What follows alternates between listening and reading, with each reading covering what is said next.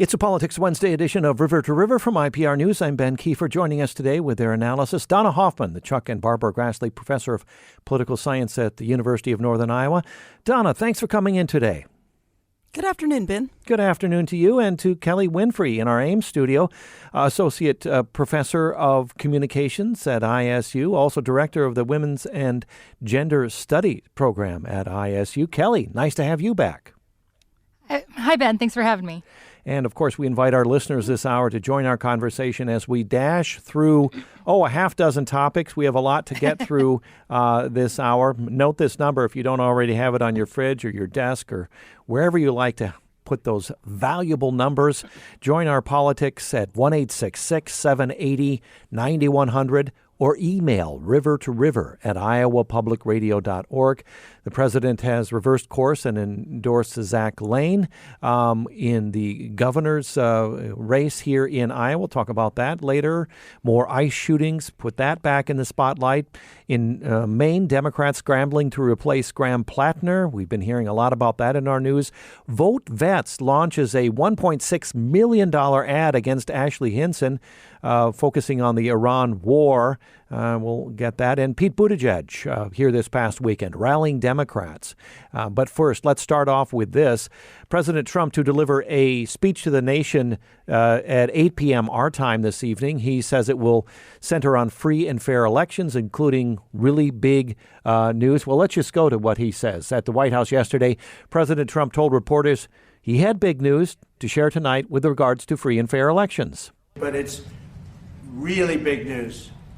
It's really, really big news. And our country has to shape up. But that's what we're going to be talking about Thursday is it doesn't get bigger, because without free and fair elections, you don't have a country. We'll be discussing other things too, but it's going to be a very big announcement. Yeah?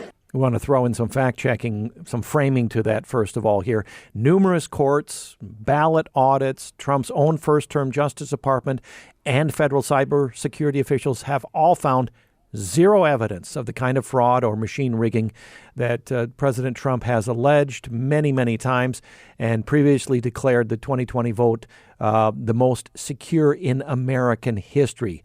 Last week, we should note here before comment from our analysts, Trump ousted the remaining members of the Bipartisan Federal Election Assistance Commission, which had resisted his push to require proof of citizenship, voter registration.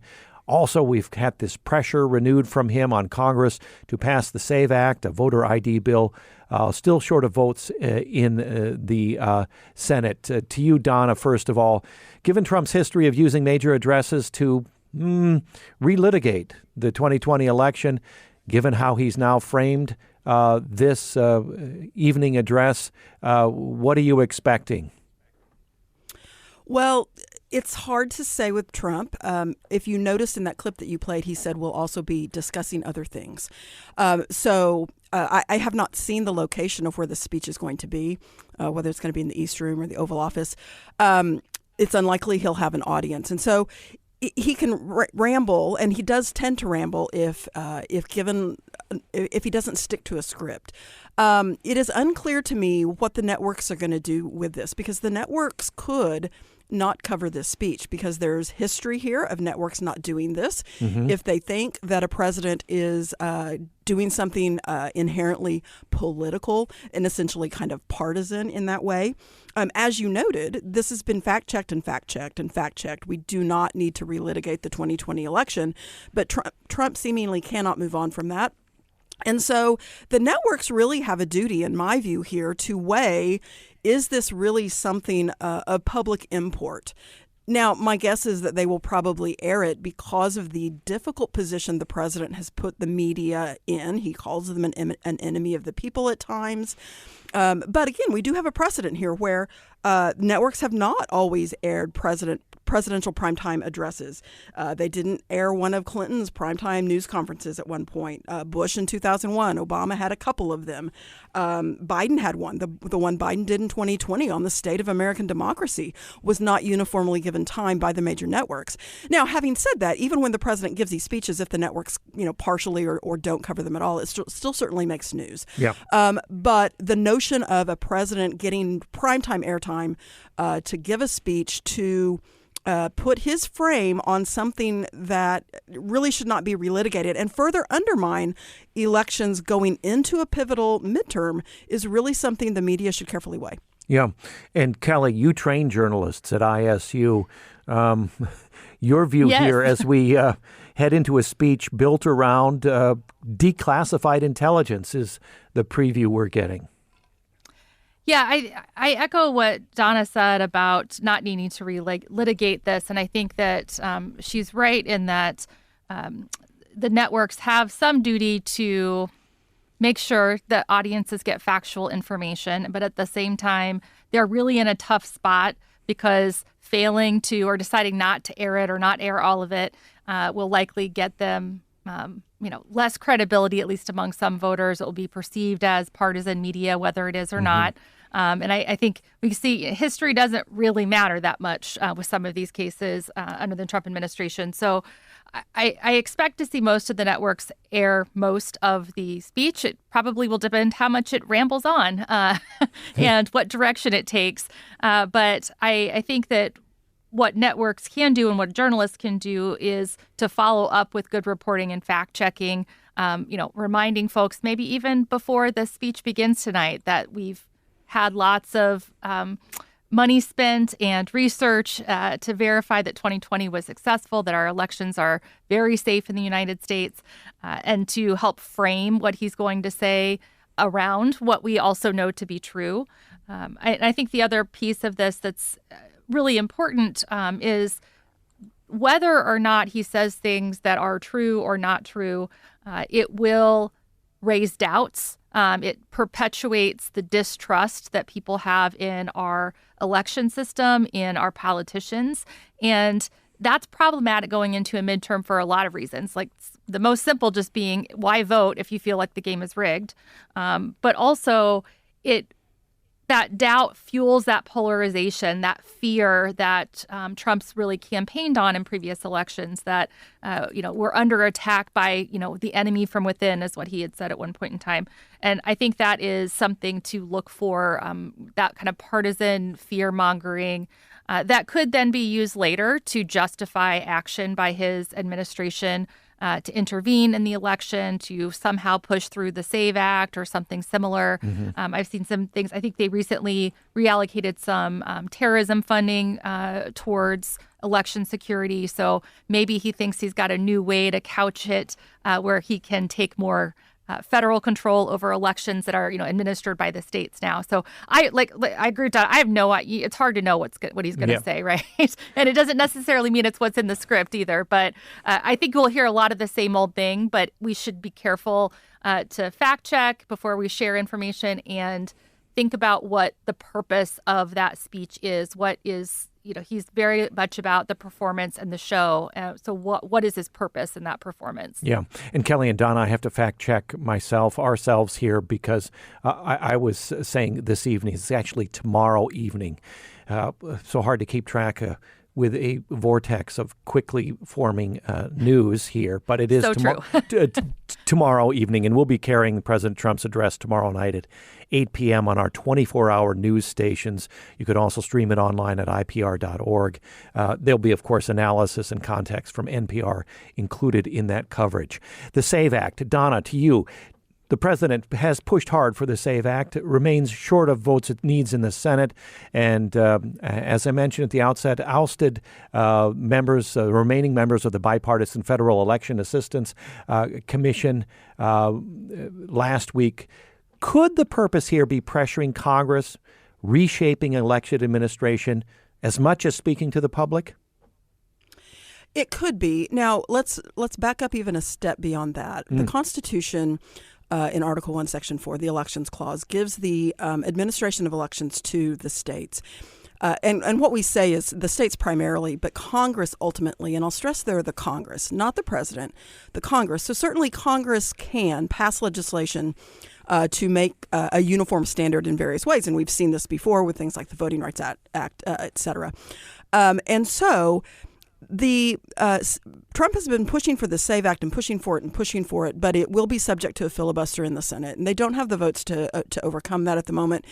They tried to put it into a reconciliation bill, but reconciliation bills, which can't be filibustered in the Senate, have to pertain to budget measures. They are teeing up in Congress a new budget that would enable them to do another reconciliation measure. It appears that they may be, in the House at least, putting in some things that would give states money if they would do these things on their own. And so certainly red states may do that. Some of these things may already be being done in red states as well. But trying to get Congress, for example, to pass a law that would get rid of mail-in balloting is really, really a high bar. But again, the purpose of Trump's continually talking about fraud and various things that don't happen in our elections is to undercut the safety and security of them in the minds of voters so that people say, oh, well, maybe we do need to get rid of mail-in balloting. But there are states that rely entirely on that, for example. So I don't think you're going to see that pass in Congress. But again, lots of weird things can sometimes happen, and we always need to be paying attention to that, because that is, again, one of the big purposes of Trump continually talking about how he does not believe elections in the United States are free and fair, which I will add here that they are, is to try to get his way on various pieces of policy and legislation that he perceives would help his party. He has said before, if we can pass this, right, Republicans won't lose again for a century, or something to that effect. Well, that's not free and fair, potentially, right? And so we really have to pay attention to the minutia of policy and the things going on, which is not, Americans' strong point sometimes. Yeah. We should mention here, we don't have time to dissect it here, but the speech lands in the same week that Iran, the Iran war, has flared back up, a new blockade, lightning strikes. So certainly we could go in that direction and talk about, maybe there's a connection in terms of dominating the news here or trying to distract the news media. We're going to move on. When we come back, we'll talk about National Guard deployment in D.C. extending to 2029, the end of the Trump second term, when we return, including Iowa National Guard in D.C. Back in just a moment with more River to River from IPR News. Glad you're on board. It's a Politics Day edition of River to River from IPR News. I'm Ben Kiefer with Kelly Winfrey of Iowa State University. Her focus on political communication as Associate Professor in Communications there, and also Director of the Women's and Gender Studies program at ISU. Donna Hoffman, the Chuck and Barbara Grassley Professor of Political Science at the University of Northern Iowa. So glad they're joining us with their analysis. You can join us as well, 1-866-780-9100, River to River, is at iowapublicradio.org. So much to talk about, so little time to do that. Let's dash into this quickly. The Pentagon confirmed this week that the National Guard's deployment in Washington, D.C., this began in August of last year under a declaration of a crime emergency. That will now run through Inauguration Day 2029, when the next president is inaugurated. This makes it the longest such deployment in U.S. history. Troop levels nearly doubling to roughly 5,000 as a part of what has been called a summer surge to tie to the nation's 250th anniversary at a cost of more than $3 million a day.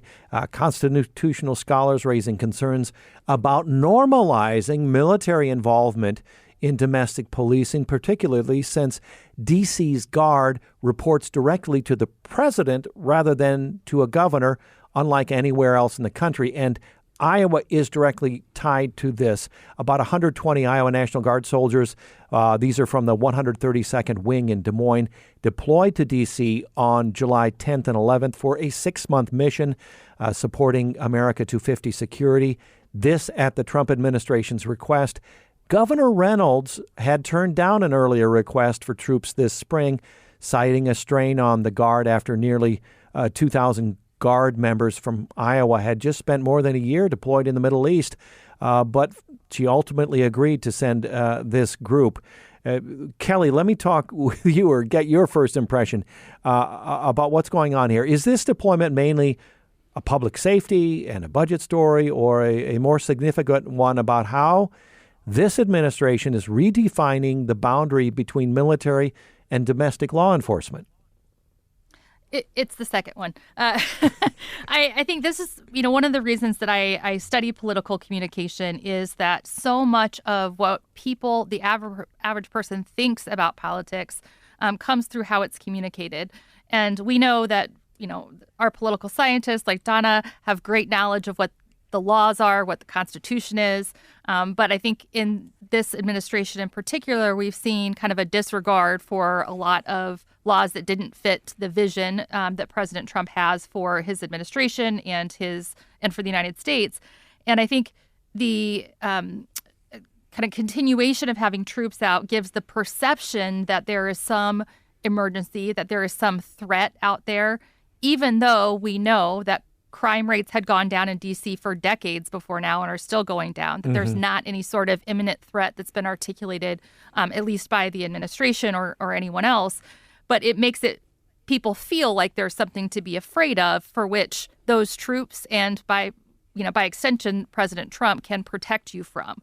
It also, in many ways, communicates his strength by kind of using the military however he'd like to. And in this case,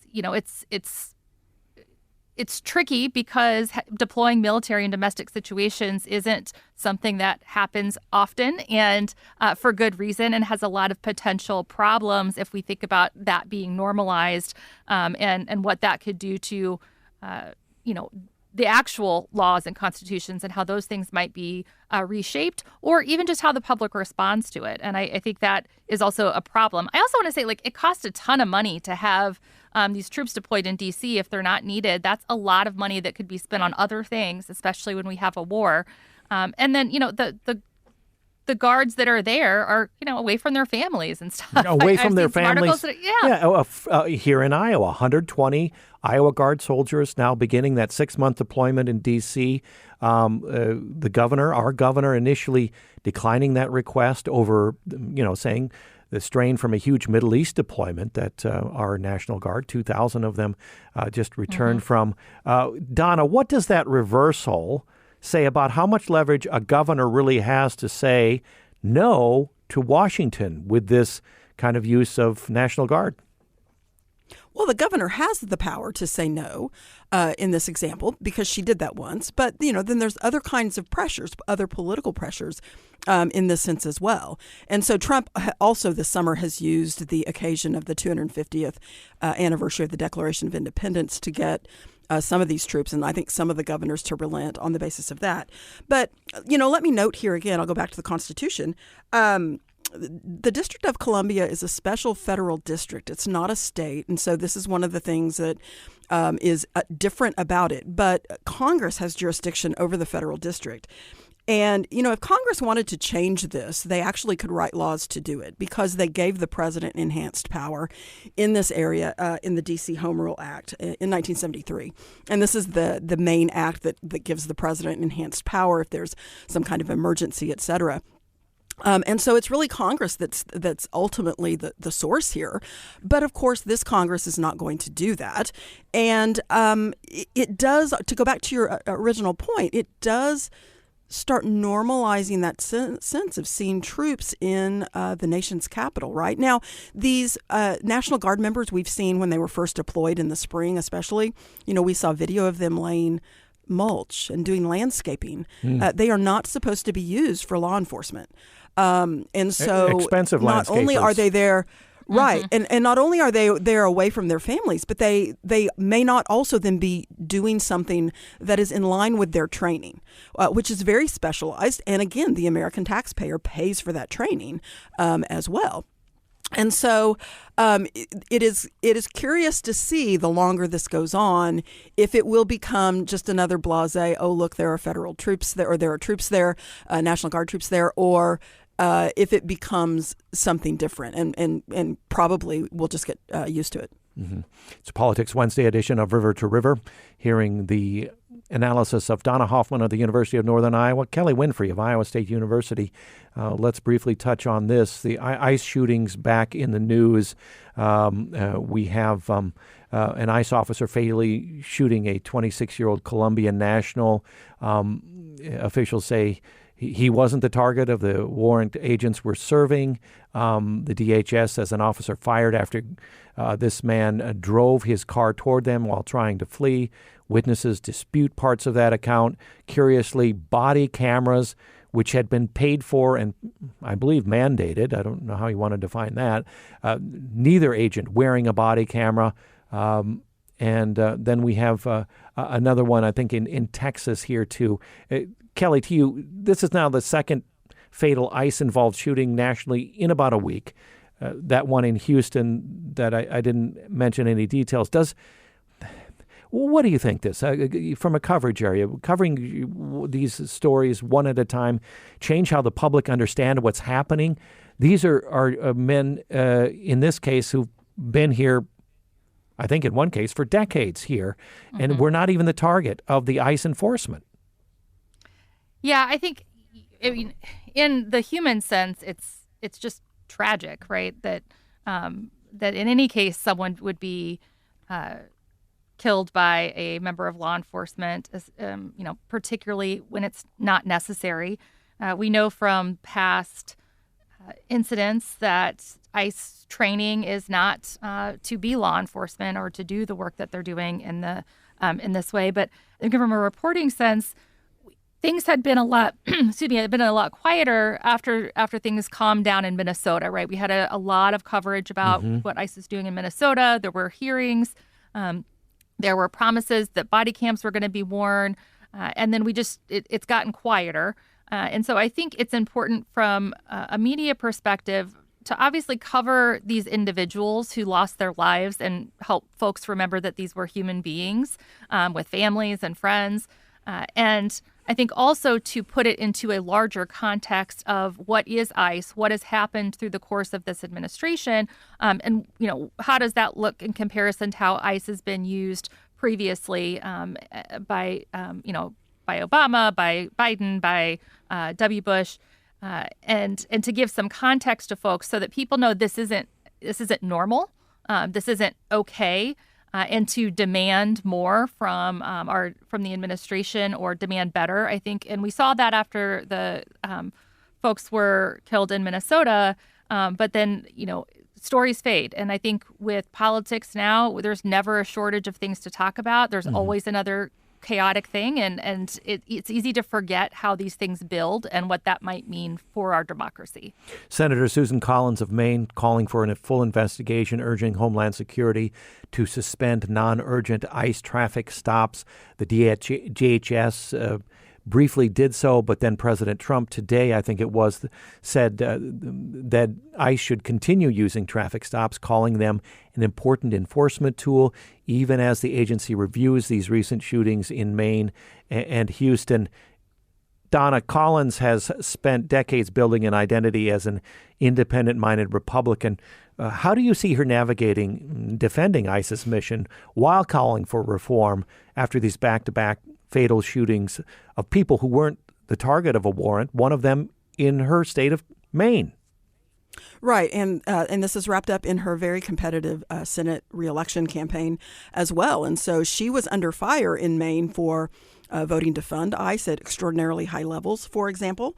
The fact that she said we should stop these non-urgent vehicle stops that they heeded is, I think, really significant because, again, the Senate control hinges on a few states. Maine is one. People around President Trump, I think, understand that.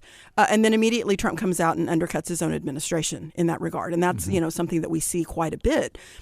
Susan Collins is having to really do a tightrope walk here in terms of having a shooting in her own state at a time in which she is under fire anyway, and then being undercut in this sense. And so I think it'll be interesting to see, if what else develops in this regard in Maine, because she really could have, had this not happened, she really could have set back and let the Democrats fight it out over who's going to replace Graham Platner. And now she's back in the fray, and people are being reminded of this. And back to Kelly's point about, the kind of the coverage of this, we saw a lot of coverage of the ICE violence early in the year. Kristi Noem resigned. Greg Bovino was moved out. Those things have still been happening, however. It's just there has been less attention to them.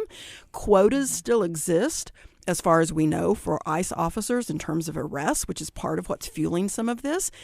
And the coverage slacked off. The enforcement was still going on, and that's something that we need to continue to think about. Let's continue with the significance of Maine. Maine Democrats, of course, scrambling to replace the Senate nominee, Graham Platner, after he formally withdrew from the race amid sexual assault allegations, which he denies. At least 7 Democrats have jumped into the contest. The candidate filing deadline this evening. The party will choose its nominee at a July 25th convention before facing Republican Senator Susan Collins this fall. Let's listen to a bit of audio from Graham Platner announcing he was suspending his campaign. A defiant video posted on social media, and in it he denied the allegations that he raped a former girlfriend and blamed the political system for forcing him out of the race. Those in power who have the ability to do so are using these allegations as an excuse to take away all of the things that we need to run a campaign. We are going to lose our ability to fundraise. We are going to lose our ability to access voter data. We are going to lose all of the things that any campaign needs on the basic level simply to function. Larger organizations, the national level party, the bigger donor networks, they have all committed to spending no money in this race if I'm in it. They would rather see Susan Collins win than have me be the next senator from Maine. Graham Platner, they're announcing the suspension of his campaign. He is at least the latest in a run of male candidates nationally whose campaigns have been upended by allegations involving women. Let's talk about this because you have interesting takes on this, given your scholarly expertise there. To you, Donna, is that a real pattern that I just mentioned, or does it look that way? Because these are high-profile races drawing more scrutiny. If there's a pattern, is there an actual fix, or does more vetting just move the risk earlier in the process? Well, there used to be yes, there are patterns, is the short answer to your question. After the what we might euphemistically call the post-Grabham era, after Trump proclaimed very crudely, what he could do, that did not sink his campaign. As a political scientist at the point in 2015 or 16 when that was said by Trump, we pretty much all assumed that Trump's campaign was done. It was not done, and he won the nomination. It didn't matter. It didn't matter for Trump. And wrapped up in that is the Me Too era, where there was more attention given to this. And we had, Senator Al Franken resigned under pressure in the Senate in this time period as well. And so there's a kind of a lash and backlash to how we are reacting to this. These kinds of issues have always been present in campaigns going back to the dawn of the Republic. It's just how much we know about them, how are they treated, and do you apologize and resign and go away quietly? Do you defiantly resign, as we heard in your campaign, as we heard Platner do there? The dynamics of that are really changing, I think. And that does, to me at least, and Kelly probably has more insight to this, but it does to me at least signal that we don't yet know what the pattern is going to settle on, but we have prominent men thinking that they can muscle through it, I think, at this particular period of time. And I think maybe some can. Maybe it's only Trump that can. To see Democrats try to do that is in Platner's case is kind of more interesting in my thinking. About a minute before we go to break, Kelly, you on this. Of course, Platner's controversy is public for months before the rape allegation. He still won the primary by a record margin. Your thoughts here, especially as director of ISU's Women's and Gender Studies program? I think the big thing is that in both parties, we see this sort of trend, and I think that it is very concerning that it isn't revealed sooner, or that some of the earlier accusations and admissions by Platner didn't harm him significantly in the primary. That's also because the Democratic Party, the National Democratic Party, endorsed the Governor Janet Mills instead of Platner and really closed off an opportunity for a primary. And primaries are great places for vetting to happen and for other candidates like women, and younger women to get on the ballot and get some conversation. All right. We'll be back after a short break to talk about Lindsey Graham's death and the Senate math connected with that.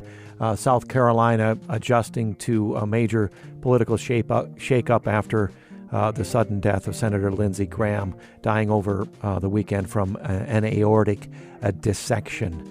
And of course, here we have an open Senate race that we'll include in our next discussion. It's a Politics Wednesday edition of River to River from IPR News. I'm Ben Kiefer. Back in a moment. Back with this Politics Wednesday edition of River to River from IPR News. I'm Ben Kiefer, enjoying the analysis of Kelly Winfrey of Iowa State University, Donna Hoffman of the University of Northern Iowa. South Carolina adjusting to a major political shakeup after Senator Lindsey Graham died suddenly over the weekend from aortic dissection. Governor Henry McMaster of South Carolina appointing Graham's sister to temporarily fill the seat, making history as South Carolina's first female senator. Voters will choose a permanent replacement in a special election that begins with an August 11th Republican primary. Let's listen to this. South Carolina Senator Lindsey Graham campaigned for president, if you remember, in 2016. Here he is at a family leadership summit in 2015, speaking with Republican pollster Frank Luntz about the issues he would not compromise on as president. How many of you are on Social Security? How many of you want to be on Social Security? What would I do to save Social Security? Whatever it took, because when I was 21, my mom died. A year later, my dad died. I'm 22, my sister's 13. We owned a restaurant, a liquor store, and a pool room. That's why I'd be a good president. I ran the pool room. My mom had Hodgkin's disease. We got completely wiped out because we're underinsured, so I don't need a lecture from a Democrat about health care. If it weren't for my aunt and uncle helping me raise my sister, I wouldn't have made it. If it wasn't for my family, my friends, and my faith, I wouldn't be sitting here today. We got Social Security survivor benefits to help my family because my sister was a minor. I'm 60, I'm not married, I don't have any kids. What would I do to save Social Security for people who need it more than I do? Almost anything. I would give up some of my benefits to save it for those who needed it more. I've worked with a Democrat to save Medicare and Social Security, because if we don't, we're all going down together. South Carolina Senator Lindsey Graham in 2015. I'd like to get a sense of how each of you think Graham will be remembered. A defense hawk, a Trump ally, something more complicated given his arc from Trump critic, harsh Trump critic, to a close ally. There we get a sense of, his charisma. You may not agree with his politics. I think we can agree. The guy had charisma, Donna. He did. He certainly came to Iowa quite a bit in the course of both campaigning for John McCain, campaigning for himself. But I think history will not remember him kindly. Now, again, how far in history will we go? If you think about, let's do a parlor game where we try to name senators from the 20th century even, or the 19th century. Mm-hmm. Very few of them, those names remain, right, in kind of the historical lexicon of how we think about the institution. Certainly he was a defense hawk. But I think his overarching legacy is going to be one of political opportunist, because he was very vocal before Trump won the nomination in 2016, saying that, if we, the party meaning, nominate Trump, we'll get destroyed and we will deserve it. In the aftermath of January 6th, he, on the floor of the Senate, said enough is enough, yet he returned to the Trump fold and would support him in 2024. And so He frequently played golf with the president as well. And so I think a political opportunist will probably be the way that he is mostly remembered, if he is remembered much at all in 20, 30 years. Mm-hmm. Kelly, from a political communications perspective, how do you see Graham? I think in many ways, it's going to depend on when people tuned in to know who he was. And I think that Donna's right, that the political opportunism is certainly something that I think people who paid attention for a while will notice. And I think I think it was All Things Considered the other day. They were talking about a quote where he had said he changed his policies to stay relevant. And I think that is, in many ways, some of the problems with our politics is to lose who we are, what issues we care about, or what we're there to represent, because we want to stay relevant or we want to stay in power.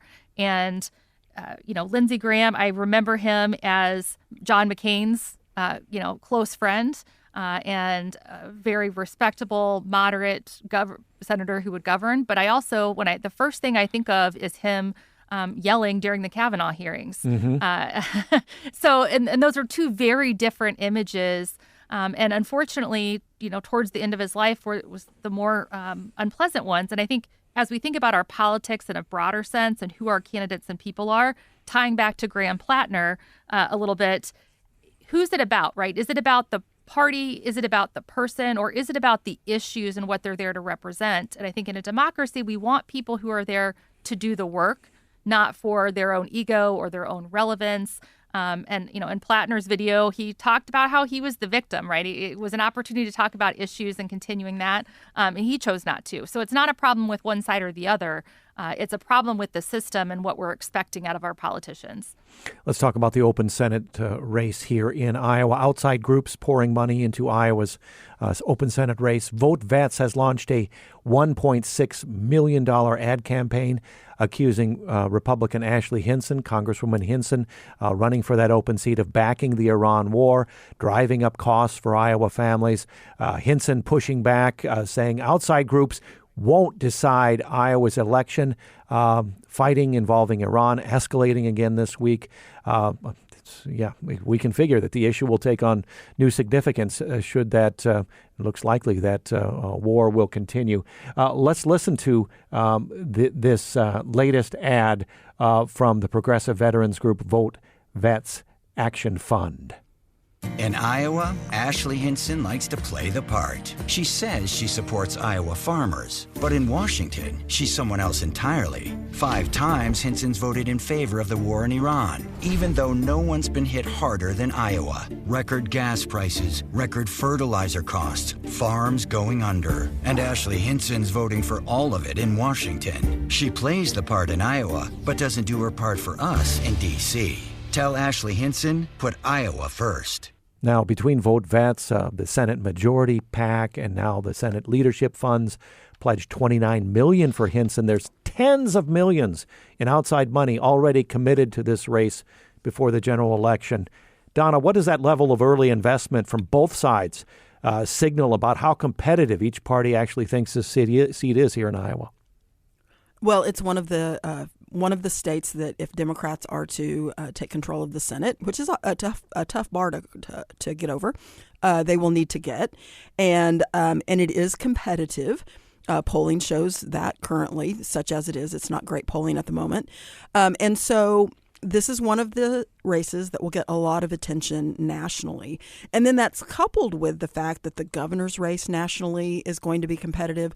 And then you have the 1st and 3rd district also in competitive races. And the 2nd is also fairly competitive as well. Yeah. And so there is going to be lots of outside money coming in to all of these races. But probably the Senate will be the one that we see the most dollar figures coming in from outside groups. And Iowans are somewhat used to that in terms of campaigns, but it seems, at least in terms of one race, probably pretty unprecedented. Mm-hmm. Kelly, Hinson was recorded privately calling the Iran war a political liability while continuing to vote for it publicly. Vote Vets is now building, as we heard, an ad campaign around that gap. From a political communication standpoint, how much does that kind of daylight between private and public positioning typically cost a candidate once it's out? I think it depends. I don't think it costs that much in this situation because I think in the context of, yes, we all know it's a political liability because spending a bunch of money on a war before a midterm is just not good for the incumbent party.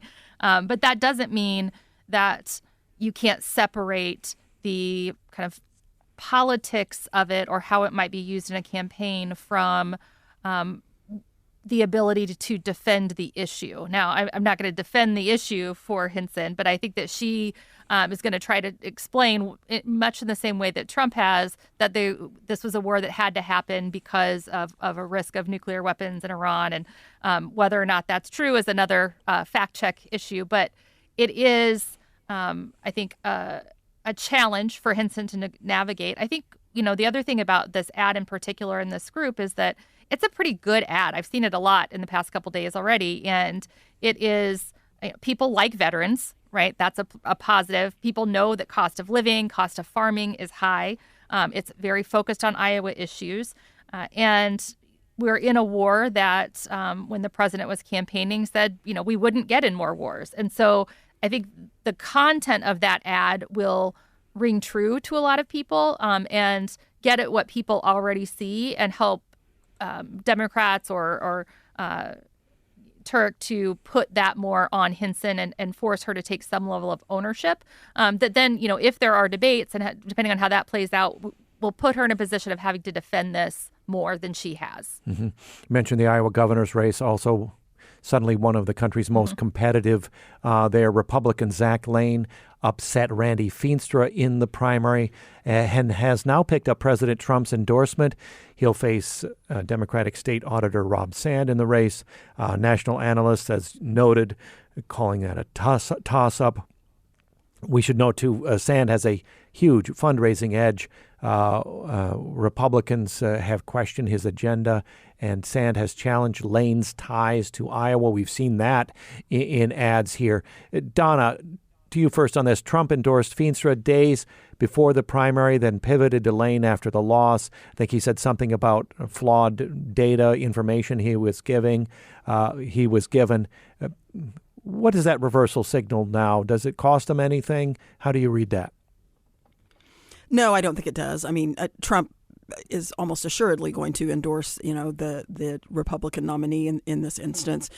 And so, what Lane has to weigh is how close or he wants to embrace Trump, or does he want to put distance between himself and the president? And so far, he's embracing this endorsement. And, Trump may come and fundraise for him in the state and have rallies, et cetera. We shall see. This is the problem if you're Zach Lahn, if you're Lane, any of the Republican candidates is, for your voters, how are they perceiving the president, and how much do you play up the endorsement if you have it, or downplay it? And that's, something that will be different depending on who the candidates are here. But at this point in time, Lane is glad to have that endorsement and is embracing it. Yeah. Donna, staying with you for a moment, why would we expect a Democrat, Rob Sand, our current state auditor, to win the governor's race at the top of a ticket while Republicans simultaneously hold or perhaps expand their legislative majority underneath it in our state at the State House? Does a strong statewide year for one party actually tend to translate down ballot, or can those sort of move independently of each other? What do you think? They typically do not move independently of each other. Now, that doesn't mean that Rob Sand couldn't get elected governor and Republicans still control the state legislature. But I doubt that it would be by the margins that they have currently. There is, when you think about state legislative districts, they are much smaller and can be much more homogenous in many ways. But, Rob Sand has won a statewide election before. He's the auditor.